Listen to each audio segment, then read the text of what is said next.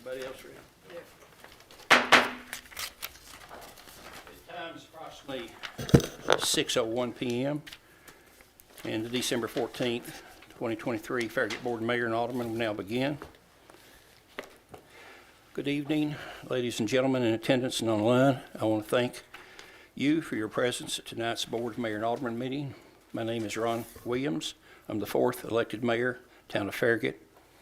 We appreciate that each of you is taking your time tonight from your busy schedules to either attend or review the meeting, see how our town government works.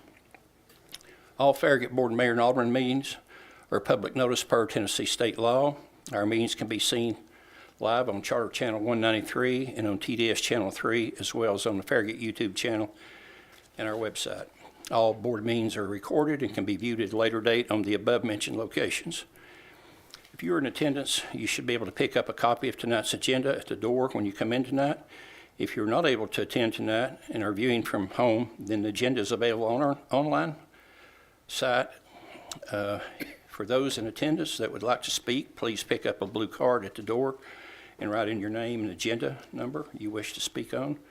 This will also be time reserved at the end of tonight's meeting for citizens' comments on non-agenda subject items, which will require that you fill out a blue card with citizen comment as your item to speak on.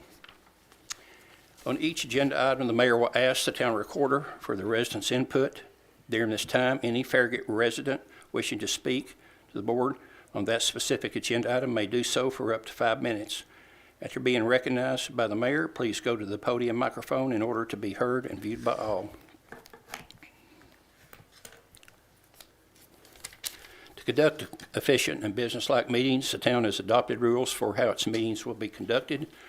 Primarily, these rules are designed to keep the meeting moving, assure that all points of view are heard and considered, and to provide a common courtesy to everyone involved. We ask that you observe the established meeting rules when addressing the board. At the beginning of your presentation, please state your name and address for the record. We ask that you address all your questions to the mayor or in his absence, the vice mayor.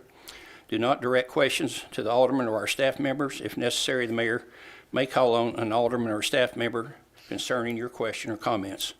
Once you've been given your input, please return to your seat so that we can continue our meeting.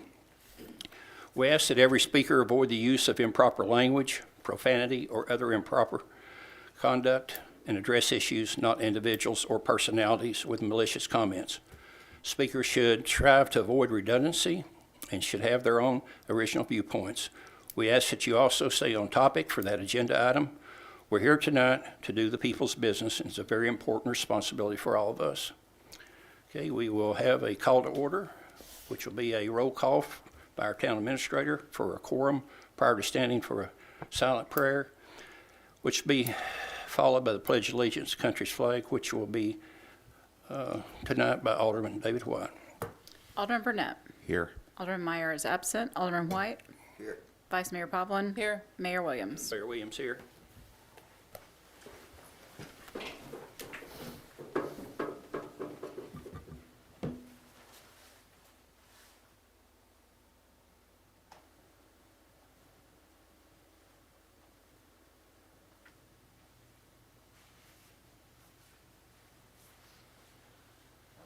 Allegiance to the flag of the United States of America and to the republic for which it stands, one nation, under God, indivisible, with liberty and justice for all.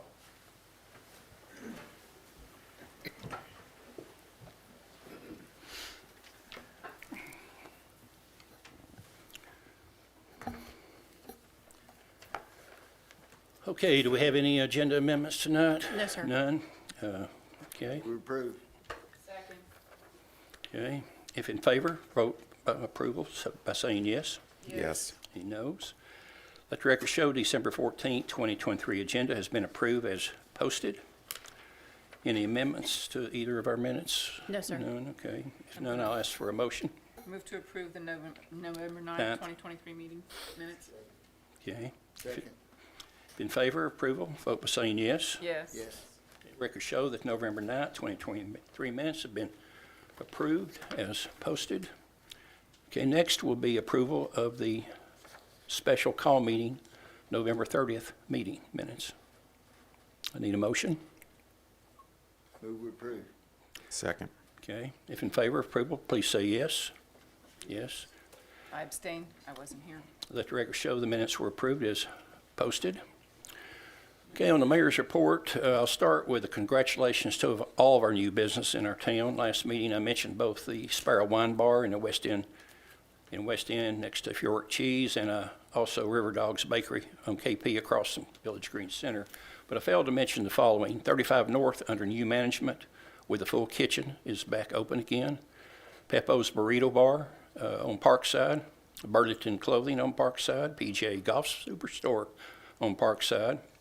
Hurricane Cycles on West End, as well as Current Water Sports, which is a new Mastercraft dealer located at the Outlet Mall building, and Tommy's Water Sports, which is a Malibu boat dealer located between Top Golf and Lazy Days, which was formerly Buddy Gregg's. Please join me in not only welcoming but supporting our small business community in Farragut, as they are the economic engine of our town. Next, we'll go to the Vice Mayor for her report. Thank you, Mayor Williams. I wanted to have three different things I wanted to acknowledge. A huge thank you to the Public Works and the Parks and Rec departments for Light the Park. Every year, Bud's team starts earlier in the season, and this labor of love gets more expansive and more beautiful. We thank the community volunteers who help to bring our community together on each evening. I invite you guys to head out there. It's till January 3rd. Is that till January 3rd? Okay. Also, I want to thank our Arts and Beautification Committee, along with our Parks and Rec Department, for hosting another successful Celebrate the Season at the Community Center a few weeks ago. Approximately 250 people attended, with lots of community volunteers helping out. Lots of Santa pictures were taken, and a lot of fun for our kids. Finally, I want to thank Amanda Kincaid and Stephanie Thompson and the rest of their team for planning and pulling off the second Farragut Christmas Parade. The idea for this parade was hatched at an Education Relations Committee meeting, and Mandy took the idea and ran with it. Mandy Kincaid embodies the spirit of Farragut. She took on a huge challenge simply for the love of our community, resisted the naysayers who didn't think it could be accomplished, put together a phenomenal team, and created this parade in Christmas Village. The town of Farragut is an amazing community because of folks like Mandy Kincaid. On behalf of this board, I extend to her our deepest appreciation. And that's the end of my report. Okay, thank you, Vice Mayor. Any other aldermen have anything to report? None, Mr. Mayor. None? Then, Mayor, just wanted to echo what the Vice Mayor said about the Farragut Parade. Mandy Kincaid, Stephanie Thompson, and so many others that volunteered their time. And thank you to Ron. I know this is not a town-sponsored event, but Ron Ostrike, we had some meetings with them, and he has departed a lot of knowledge from the town, as well as other staff that have run a very successful July 4th parade, and I appreciate you guys doing that, and hope you'll come out next year. That it was not the day for a parade on Sunday, and yet there were still thousands of people there, and I just can't imagine what it would have been if it would have been regular weather. But nonetheless, it was twice as big this year, and hopefully they're planning on year 3. okay, great. Okay, next, I want to call our Parks Director, Ron Ostrike, up to give us his report. Thank you, Mayor. Board of Aldermen, Merry Christmas to all of you. Last Friday, Ryan Rodas and I attended a ceremony at Henry Horton State Park, hosted by the Tennessee Department of Environment and Conservation, TDEC. The ceremony was a formal presentation of the 2023-24 Local Park and Rec Fund Grant Awards. 33 communities were awarded grants for various projects. Our award is for $1,365,000, which is 50% of the upcoming $2,730,000 park project that are coming up. Specifically, these are the replacement of the synthetic turf on fields 1 and 2 at Mayor Bob Leonard Park, replacement of the ADA paths at Mayor Bob Leonard Park, renovation of the sand volleyball courts at Mayor Bob Leonard Park, and finally, the installation of a dog park and restroom facility at McPhee Park. As you all know, but for the good of everyone in attendance and those watching, the town of Farragut is a separate unit of local government from Knox County as well as the city of Knoxville. Our founding leader's vision was to secure park properties with the intent to have a park in each quadrant of Farragut. This means that each of our parks, our park amenities, and our town facilities have been secured by the town of Farragut through our capital investment program, state and federal matching grants, and partnerships. In other words, the town of Farragut owns and operates these properties, not the city of Knoxville and not Knox County. We can set our own hours, implement our own policies, and of course maintain our amenities at the high level that everyone is used to. We have a rich history of applying for and receiving grants for not only our park projects, but many of our town projects. This grant award is the largest local park and rec grant the town has ever received, and we're looking forward to seeing these projects through to completion. The official TDEC contract will come before the board for approval in February. So I'd like to present the check to you. $1,365,000. Hey, Tammy.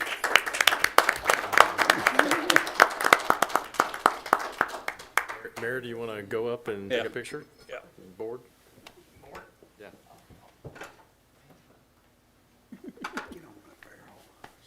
Right. Yeah, do you want me to take a normal picture?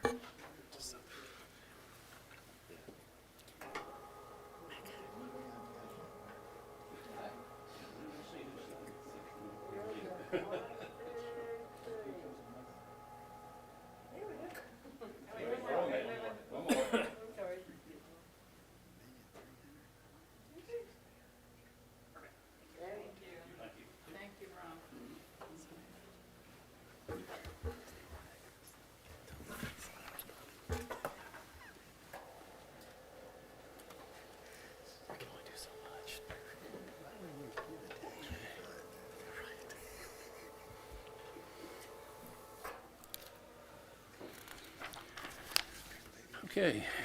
At this point, we'll move right on into our ordinance. We have ordinance for public notice and review tonight.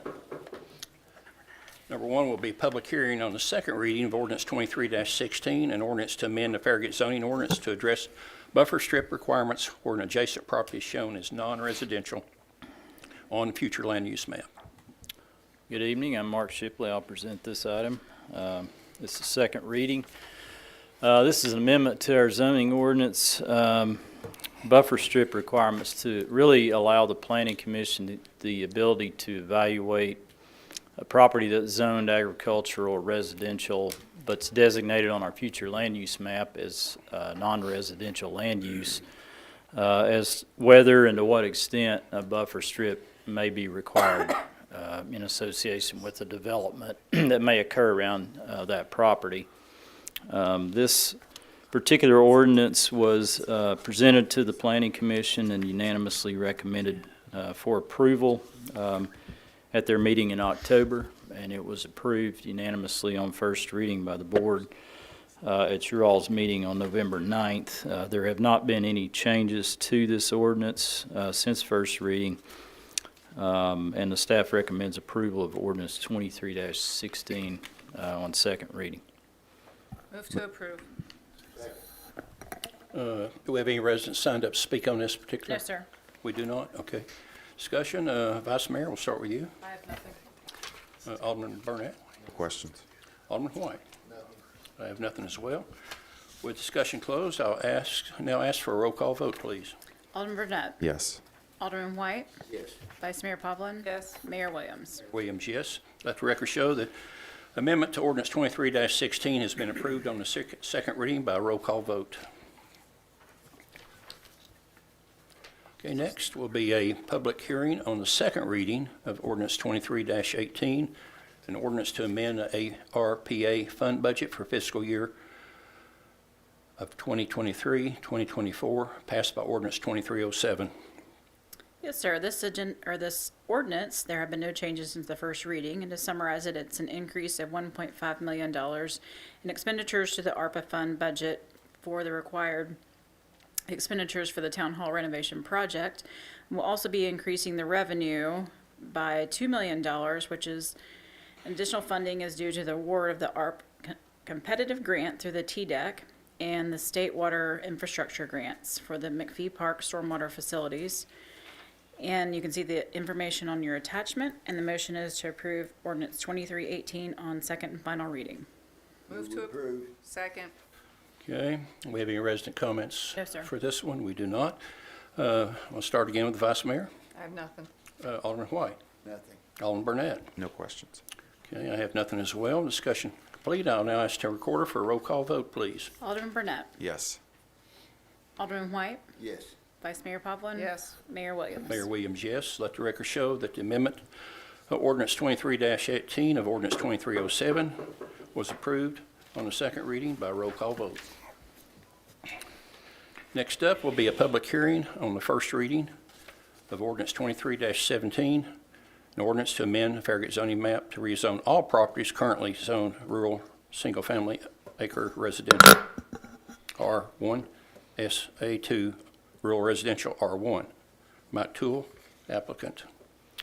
Yes, during discussion with the Planning Commission, staff noted that one of the residential zoning districts in the town, it's been in the town's zoning ordinance for many years, is the R1SA. It's rural single-family acre residential district. It's actually very similar to the rural residential district R1, which a number of subdivisions are zoned in the town. The biggest difference is in the R1SA, there's a minimum lot size of 1 acre. And currently there's only, and always has been, just one subdivision that's zoned this, and that's the Bel Air subdivision. The main issue and the reason that this is being presented for a rezoning request with the R1SA is that actually many of the lots, existing lots in Bel Air on the southern part of that subdivision are actually less than 1 acre. So they're non-conforming, and that limits a property owner's ability to make modest adjustments to property lines, and that would otherwise really be reasonable anywhere else that may be applied. I think that kind of the history of the R1SA, the initial lots in Bel Air that came in off at Kingston Pike and some of the ones that are still existing are over 1 acre. They're kind of narrow and deep lots. But as the subdivision was developed to the south, all those lots are really under 1 acre. They're more than 20,000 square feet, which is the minimum lot size in R1. So basically the request to rezone all of Bel Air from R1SA to R1 would bring all of the lots into compliance with that minimum acre stipulation. It also would not affect how the lots are being used in any way. Basically, R1SA is almost identical to R1. You got the 1 acre difference. There's also an additional 10-foot side combined setback in R1SA versus R1. And then there's some institutional really uses that may be approved as a special exception in the current R1SA. And really those uses, no one's ever requested to use a special exception for that purpose.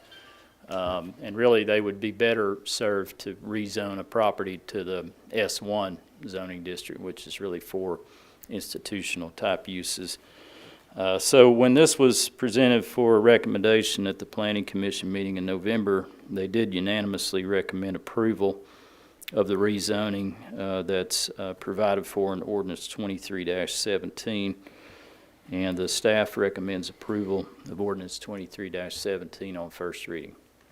Move to approve. Second. Okay. We have anyone signed up to speak on No, this? sir. Okay, then I'll start discussion with Alderman White. None. None? Alderman Burnett? Well, I assume if Alderman White doesn't have any feedback and Jeannie's not here, that everybody's She knows about it. okay with it. She knew about it right when it first came up, because I wanted to make sure everybody knew about it. We've had a sign out there as well. This change doesn't bring anyone into non-compliance. No, Nope. Okay. Setback's bigger on the R1, on the SA, current. right, Okay. yeah. That's No other right. questions? Vice Mayor? There was no controversy at the planning commission. I mean, there were a few questions, and then it just makes sense. It doesn't, we don't use that anywhere else in the community, and it doesn't really make sense. We would like to create a zoning district for state-sized lots, but we'd be better off just creating a new one than trying to work with what R1SA. There's just too many changes it needs to make. So there was no controversy at the planning commission level. Okay, I have nothing as well. With discussion complete, I'll ask the town recorder for a roll call vote, please. Alderman Burnett. Yes. Alderman White. Yes. Vice Mayor Pavlin. Yes. Mayor Williams. Mayor Williams, yes. Records show that 23-17 has been approved on the first reading by roll call vote. Okay, next, the final ordinance up for public hearing on first reading will be ordinance 23-19, an ordinance to amend the general fund budget for fiscal year 2023-2024, passed by ordinance 23-07. Yes, sir. The general fund budget will be amended by increasing the appropriate expenditures from $10,379,000 to $10,004,000, which is an increase of $60,306. The amendment is needed to budget for a temporary full-time operations manager in the general fund budget, and you can refer to your attachment for the new position information. And the motion is to approve ordinance 2319 on first reading. Move to approve. Second. Okay, do we have anyone signed up on No, this sir. one? We do not. Discussion, Alderman White, None. Alderman Burnett, No questions. Vice Mayor. I have nothing. Have nothing as well. Discussion completed. I'll ask the town recorder for a roll call vote, please. Alderman Burnett. Yes. Alderman White. Yes. Vice Mayor Pavlin. Yes. Mayor Williams. Mayor Williams, yes. Let the record show that the amendment 23-19 has been approved on the first reading by a roll call vote. Okay, next we'll move on to business items. Looks like we have 6 of those to review and consider tonight. We'll start with approval of a supplement request from Cannon & Cannon, Inc. for additional engineering services for the Advanced Traffic Management Program. As you know, the ATMS project is currently under construction. One of the items that has come up, the original plans called for installing the server in this building. That's the computer that'll have the software that will be running.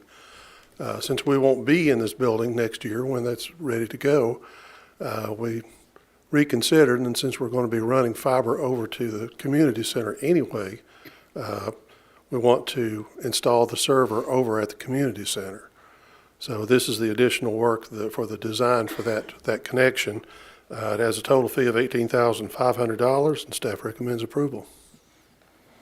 Okay, Move to approve. Second. okay. We have any resident No, sir. comments? None. Then we'll start off with Alderman Burnett. Does it matter where the server's located? It doesn't. Whether it's here or there, it'll still could be controlled here. Right, as it turns out, we already have a cooled room at the community center, so it's really better to put it up there anyway. So it's not moving back. Gotcha. That's it. Vice Mayor. That's it. That's going to be its permanent location. That's true. Okay. All right. Alderman White. Have none. None. Either. Discussion complete. I'll ask that if in favor. Wait a minute. Can I ask this question? I'm sorry, I could have asked it. Are we still running fiber to, the same type of fiber to the town hall? Are we still planning to do that if in the future we Yes. ever need to move Yes. it back? to It's the actually town hall? already here. Okay. Thank you. Okay. Okay, if in favor, vote by saying yes. Yes. Yes. Any noes? Let the record show that supplement has been approved as requested. Next will be approval of supplement request from Cannon for the additional plat map services for the 70 acres of property located off McPhee Road and adjacent to the railroad tracks in Farragut, being part of the Knox County map 24-02 and 24-03. You'll recall we have a contract with Cannon & Cannon for due diligence investigation of the property that was recently purchased off McPhee Road. Now that we have closed on that, we feel like it is prudent to go ahead and replat the property to define all of the property lines, define all the easements, and dissolve the interior lot lines. So this is additional work for Cannon and Cannon that's outside the scope of their original contract. Has a supplemental fee of $9,800. Staff recommends approval. Move to approve. Okay, any comments from our residents? We do not. Then we'll move on to start with Alderman White. None. Alderman Burnett. No questions. Vice Mayor. I have nothing. I have nothing as well. Discussion completed. I'll now ask in favor, vote by saying yes. Yes. Any noes? Let the record show supplement has been approved as requested. Thank you, Darrell. Thank you. Next will be approval of Resolution R 2023-13, surplus property. We've gotten a lot of vehicles lately, so we got to surplus the old ones. So tonight we have surplus items that are greater than $100. We have a 2003 Chevy Blazer, a 2005 Ford Freestar van, a 2007 4x4 Chevy, a 2008 Ford Escape, a 2010 Ford Escape, a 2012 Ford 150, a 2013 Ford F-150, 10 filing cabinets, because we're scanning everything in, a Fire King fire-rated filing cabinet, some Safeco filing cabinets, and drafting tables. And the motion is to approve Resolution R 2023-13, resolution declaring certain town property to be surplus, and this will be put on Gov Deals. Tomorrow, actually. Okay. We'll start discussion with Alderman Burnett. No questions. But we need a motion in a second. I'm going to move to approve. Sorry. Second. Okay. Now, we'll do discussion. And Alderman Burnett says he has nothing. Vice Mayor? Just real quick, because I know we were talking about, we're scanning all the planning documents we have upstairs. What about all of our stuff that's in the vault? Will we be scanning that at some point? Not anytime soon. 2028. There are some boxes in there that are part of that scanning project that they've not picked up yet. Yeah. But they're mainly just plans, Well, but you know I love I know. doing my research. So if I could do it from my house, I would be, and stop bugging you guys, that would be great. But anyway, I'm Yeah. just curious. Thank you, that's all I had. Okay. Alderman White? I have nothing. Well, are we going to be able to move up? Where is all this stuff at anyway? These vehicles? Is Bud storing them or They're something? Public Works. Okay, great. They look very nice. We got all the pictures and all the descriptions today, so we'll put them on Gov Deals tomorrow. So, They've been washed up and everything? Okay, great. and as we start to move, you may have more little items like filing cabinets that we'll surplus too. Okay. With discussion complete, I'll ask if in favor, vote by saying yes. Yes. Yes. Any noes?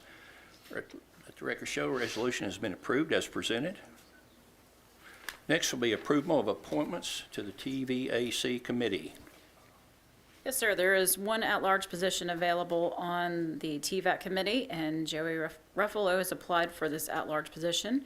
And the motion is to appoint Joey Ruffalo to the Farragut Tourism and Visitor Advisory Committee. It looks like Joey is in the audience. Would you like to step up to the podium, please? Do we need to make a motion first? Yeah. Move to approve.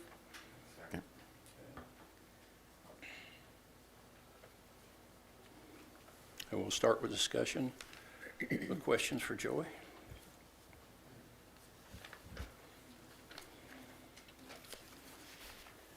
Good evening. Anybody have any? Name and Oh, your sorry, address. Joey Ruffalo, Campbell Lakes Drive, Farragut. Okay, great. Okay, Joey, we'll let our members ask you questions, and we'll start with Alderman White. I have not. You none? Vice Mayor?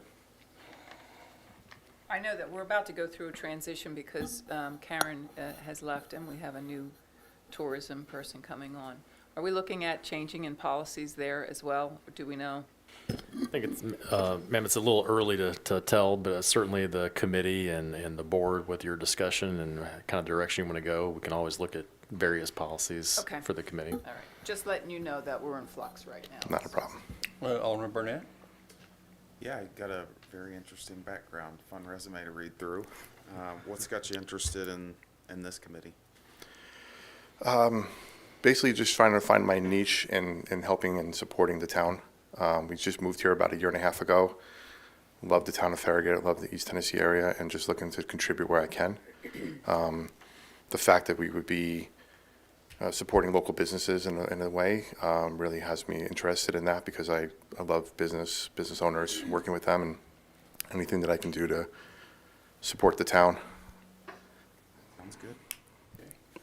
Joey, I think if I remember correctly, you and your wife went through the Intro to Farragut class? We did. We graduated last year. Okay, great. This will be a finishing out a term that will end in July. We start the new year in June, and then it runs through July. So that's what is up here. Are you up for that? That's fine. Great. Perfect. Okay. Okay, with discussion completed, I'll ask in favor, vote by saying yes. Yes. Okay, let the record show that the approval has been granted as requested. Thank you.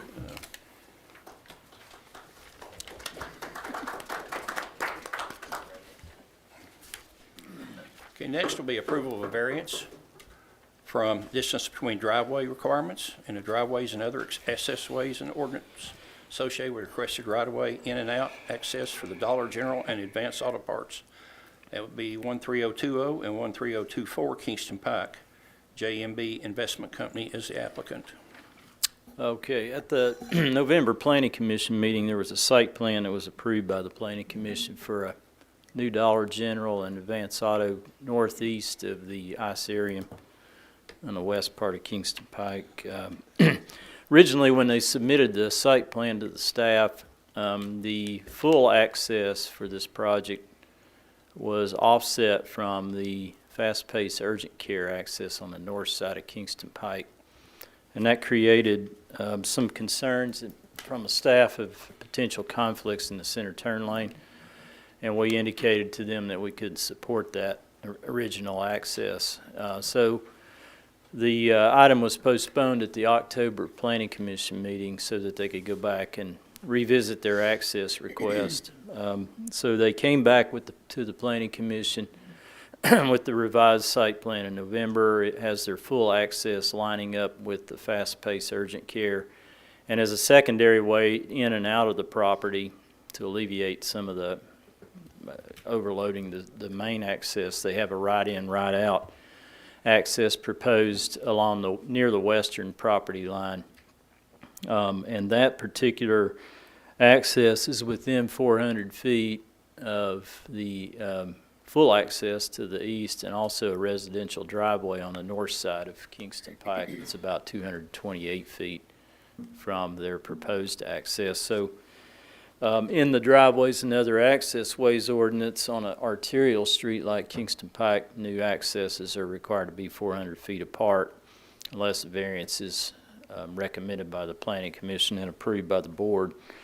They requested the variance for the right-in, right-out access. It was unanimously supported by the Planning Commission. The town staff was recommended approval for the right-in, right-out, subject to the, you really can't really see it on the screen, but the curbing that defines the movement of enter and exit for the right-in, right-out needed to be flared more in both directions. That was both the staff recommendation and a Planning Commission recommendation, so that it really discourages someone from trying to turn left out of that particular entrance point. It also defines the entrance into the property better as well. So that was the condition. It does not create any conflicts in the center turn lane like their original full access did.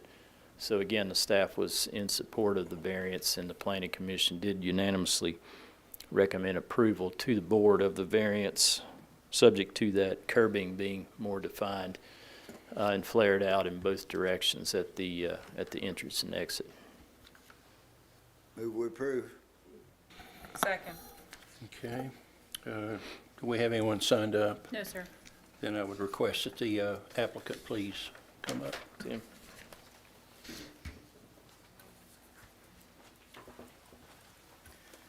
Tim Dunaway, I've got a new house, 1006 Roswell Road, Knoxville, Tennessee. Thank you. Mr. Dunaway, you agree on this flared right in, right out to We sure did. make that more pronounced and high enough to where we won't have You won't stop the absolute crazies from trying to make a left, as you all well know, but it is everything you can do with it being safe even for the right turn out. Okay. If you make it too convoluted, it starts to blend in and people think it's an on-ramp and they just start moving into traffic, you know. And so I think our engineers, Will Robinson, has got it as tight as he can get it and as safe as he can get it. Okay. And I assume our engineering staff has looked at that as well? Yeah, town engineers. Okay, great. Okay, next will be Vice Mayor. I have nothing. One sec. Social status is the relative level. Listening to us. It's muted. Yeah, it is listening to us. Always. It's not good when it starts talking to you. No, it's not. And when I got it muted, it's... Okay, Alderman White? I have none. Nothing. Alderman Burnett? No, I don't have any questions for the applicant. I do just, you know, it seems like you look at all these parcels developing around this and the accesses that are asking to be granted and then the ones we know that are coming up immediately. I mean, we've got so many entrances coming here on Kingston Pike. I don't know how you properly align these in a smart way. I mean, I think they wanted originally that center entrance that competes with fast pace in the turn lane. So we moved it, but yet something's still coming directly across the street and then even further to the west and then across the street right next to this, there's something's coming. So I just don't know how, but we've got to plan this in a very wise way or else it's just going to Coles and, you know, Jamestown just comes to mind where we're just, you know, dodging cars in the turn lane because we have so many, you know, entrances onto Kingston Pike here. So, no, I'm good with what's presented here tonight. It's more of a concern about the future of how many lots around there developing in the next 12 to 18 months. How do you you can't line those driveways up, so, you know, how do we better plan for that? But I'm good with your stuff. I wish I had the answer, but That's what we're trying to do. Yeah, that's a good point. I think really once the,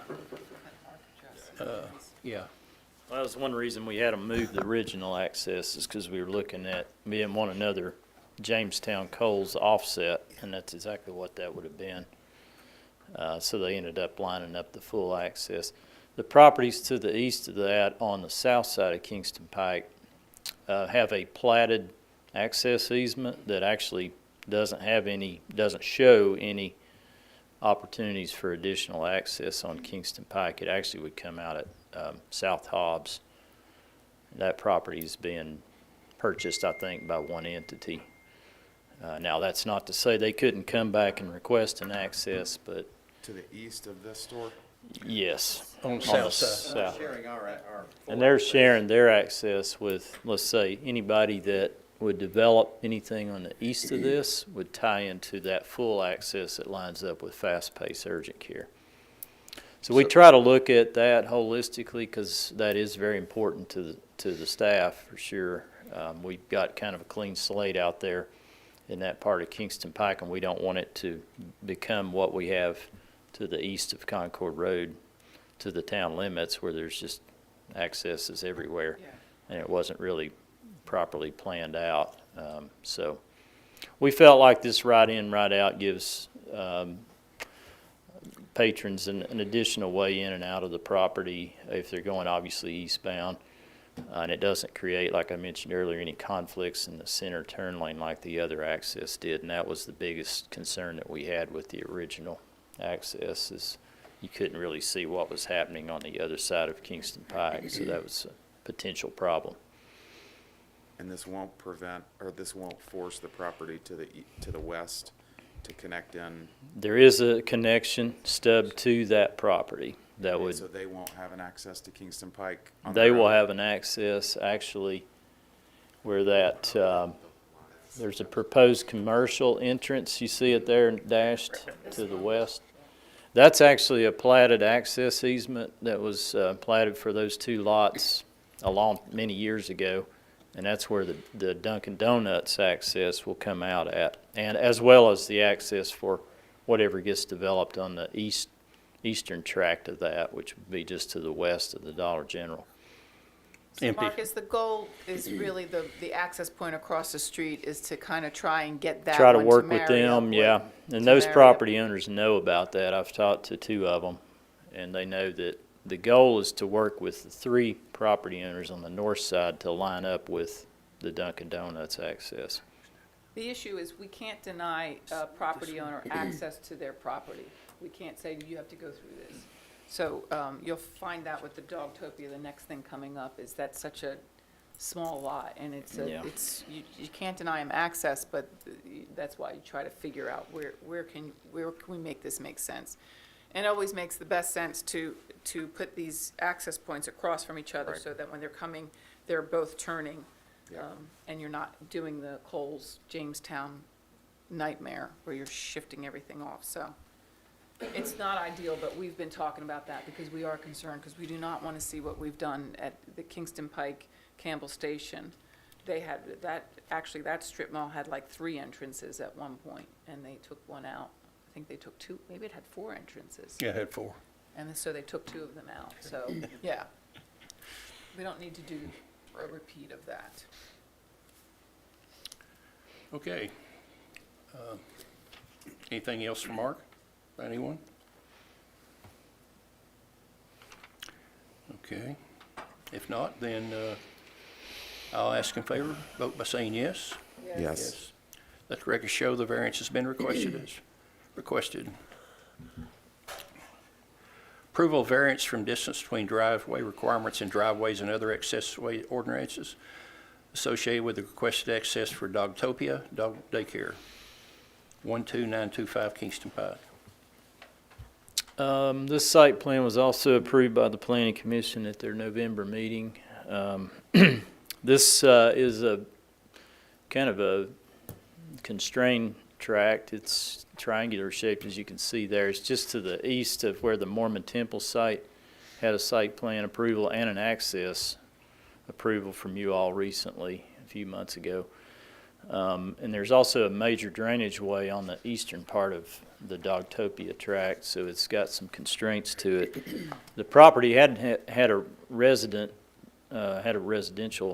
use there, and then of course that was taken out. They had an old driveway that was further to the east, closer to the drainage way. They had to modify that for the site.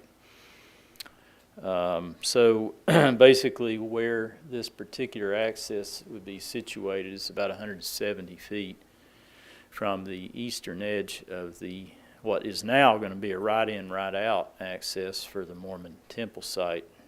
TDOT actually required them to change that from a full access to a right-in, right-out, which is fine with me, but so that would result in a variance request of 230 feet from that 400-foot spacing requirement for an arterial street and our driveways and other access ways ordinance.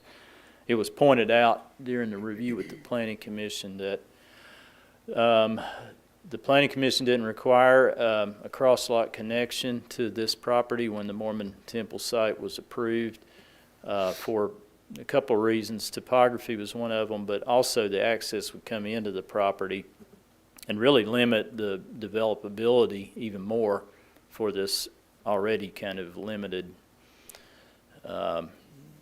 property. I mean, it has some constraints to it, and they really kind of geniusly worked this site in there. Really, it's kind of it's filled with where you can build it basically, and that's about it. Basically, without a variance request approval, they wouldn't have the ability to have an access because there wasn't a stub in to the property to the west that was required, and there's no other properties that this could stub into or other streets that this could access. So basically, for that reason, we felt like the access was reasonably situated. It's kind of in the center of the tract, that the Planning Commission was comfortable with approving the variance of 230 feet for this access. Obviously, this will be a very limited use. in terms of the traffic generation. It's a small parking lot, and the property doesn't have the ability to expand, so you're not going to increase the parking lot size. It's not ever going to be a use that's going to generate a lot of traffic, because probably no one's going to, want a heavy traffic generating use with that small of a parking lot. So for those reasons, the Planning Commission and the staff were comfortable with approving the variance. So it was unanimously recommended to the board for approval at the November 16 meeting, and the staff recommends approval of the variance for the Dogtopia access of 230 feet. Move we approve. Second. Okay. Any questions? No, sir. None. Okay. Discussion, Vice Mayor? I know that we talked about this at the Planning Commission meeting, that that drainage way is a major drainage way, but we Yeah. already have a trail that connects over there. And of course, they're going to take their sidewalk to as far as they can on their side. And we discussed that TDOT's not going to come in and do any improvements here. So if we're going to want that trail connected, it's going to be a project that we're either going to have to find a grant for, or something that we're going to have to do. It'll be a big missing gap by the time you get and these will all be walking trails in front of the Mormon temple. It ties into the walking trail at the fast-paced urgent care. So Yep. it's going to be a gap through there, but it is going to be an expensive section. You got a box culvert, and the property owner for this is going to have a covenant that will be recorded that they will pay for their portion of that project that would extend it to their property line when that project comes about. But that would be a larger project that would involve the town probably and TDOT. And this access will have to be approved by TDOT, as well as the one you looked at before this for Dollar General. And they may make some modifications to this. Frankly, they may make this a right in, right out, which I could totally understand that. So, and that, if TDOT requires it, there's nothing we can do about that. That is what it Yep. is. But I'm just putting that in the back of, David, in the back of your mind, that we may need some kind of, if there's grants out there, certainly on this stretch of road, it would be helpful, because that is going to be an expensive fix, but it is a big missing link if we're not planning for it. And that's not the only missing link. The Mormon Temple also has one at the back Yeah, as they do. well, dealing with the same exact culvert that this one's dealing with. So we actually have two missing links that are going to get to the property line, but then need to have that, as Mark just said, a Yeah. box culvert or something to get over that ditch area. Yeah. Yeah, it's a major drainage area. Alderman Burnett? Why does this not have a decel lane? Trying to remember if I'm sure a traffic impact study didn't even require one for the Dollar General. They just put one in at their main access. Yeah, their own. Probably given the traffic generation, it just wasn't warranted. I was kind of thinking I believe they do have a little taper on their site plan. This may not be reflective of the site plan that was approved, because I think they do have a little bit of a taper there. And then is any of their business what they do outside? They have a fenced-in area, that area in the very back, it's kind of a almost rectangular, tapered rectangular area, is a small outdoor area for the dogs. Their other location in Bearden doesn't have an outdoor area, so they were fine either way, but they did work this in. The fenced area has to be 50 feet from all property lines Yeah.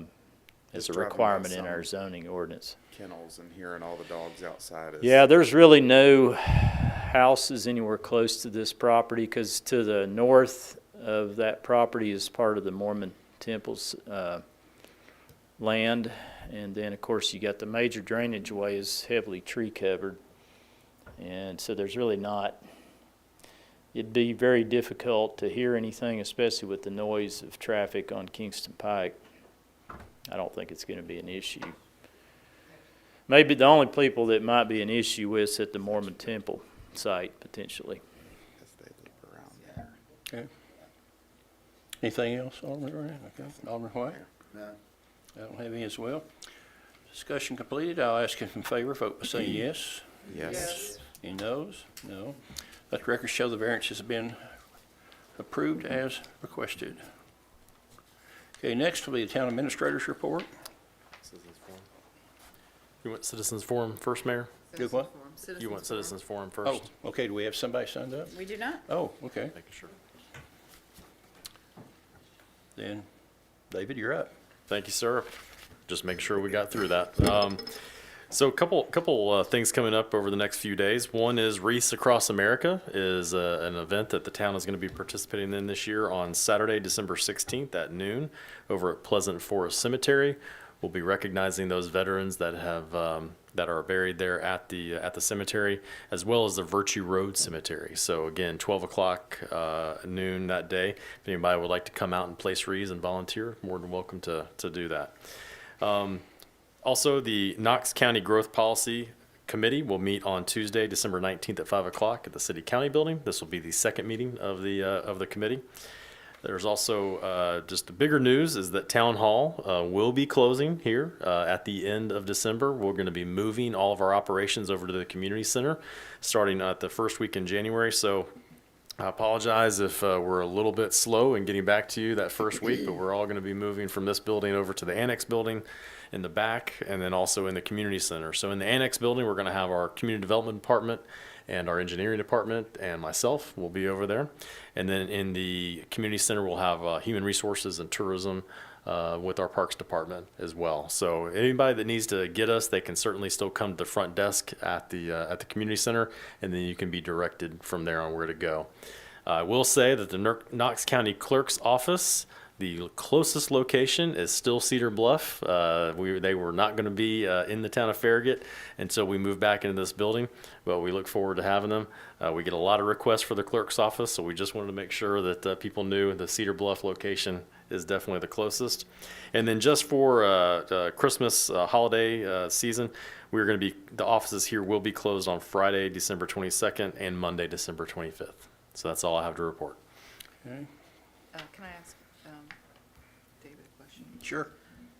David, the growth policy plan, I know that there had been several amendments requested during public forum. Have we heard anything, gotten anything? I have not seen anything yet that has been taken out by the county at this Okay. point, so I'm not sure of I mean, what he those could very requests well might be. not make any amendments. Correct. So as we were stated at the meeting last time, that this is a request from the Knox County Mayor specifically to amend the growth policy plan to all the legislative bodies. So the town of Farragut, City of Knoxville, and Knox County Commission. And then any of these amendments are just suggestions to the mayor. And if he'd like to take those suggestions, then he Okay. can. If not, then we can certainly have those come back to you, and then you would have the opportunity to vote on whether or not you wanted to ask for an amendment or not at that point. Okay, thank you. This has been a slow process. It really has. Much slower than the last process. Yes. Okay, next, town attorney's report. The only thing I would report is that we were able to successfully and smoothly get the property purchase closed down on McPhee. The town now owns the 70 acres. And so y'all can start dreaming about what you want to do with it. Okay. It could start happening That's the report. after August of 2024. Okay, just to let everyone know, I will be on the radio in the morning at 8 o'clock on the Horn radio station, and I'll be talking about everything Farragut. So for those that are interested, tune in. What is the station, 105.3. Okay, the time is approximately 6:55, and without objection, August 24th, 2023, Farragut Board and Mayor and Alderman meeting is now adjourned.